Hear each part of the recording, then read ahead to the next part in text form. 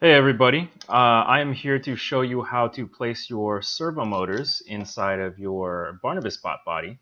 I recognize this can be a pretty frustrating step in the class for a lot of people, myself included, to be honest. The best advice I can give you when putting these together is to have some patience. So let's go ahead and get started.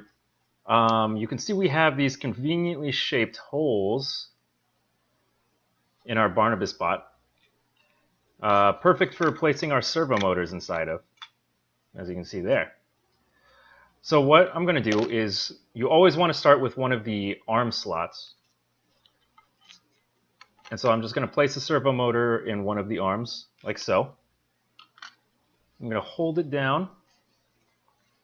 And in one of the holes, I'm just going to go ahead and place one of the hex-headed screws.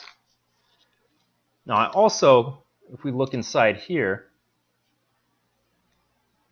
want to place this nut just over top of that screw.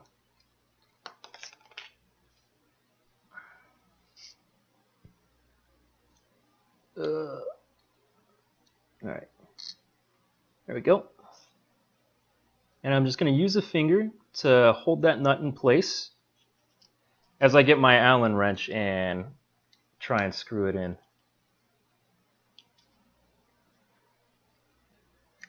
And you should feel it tighten. You don't want it to be too tight though, because remember we have another screw to put in the other hole here. And we're going to get a lopsided servo motor if we screw one of these in too tightly. So I'm going to loosen this one up just a little bit. All right, I'm going to do the same for the other side here. We've got a screw and another washer. Or I'm sorry, a nut. This is definitely not a washer. Holding it in place.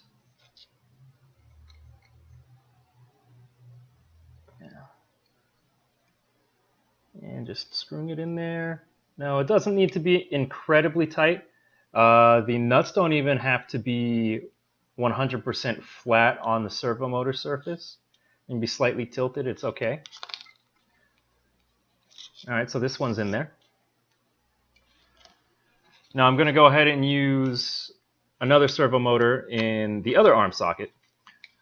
And I just always put the arms in first, because once the head servo motor is in, there's a lot less space to maneuver around, and it's much more difficult to put the arms in.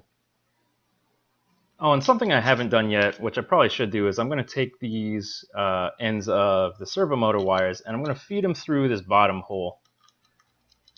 Right here, the hole in the bottom of the Barnabas-Bot.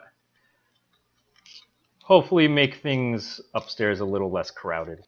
And like I said, they don't need to be 100% straight. That nut is actually a little crooked in there. It's also a little too tight. I'm going to loosen that slightly. Just a little bit. Okay. So now the last servo motor, the head. Once again, I'm just putting that wire somewhere where it won't get in the way. All right. So I've got just one more nut to go. All right. So I've got it held in place again. Just screwing the last one in.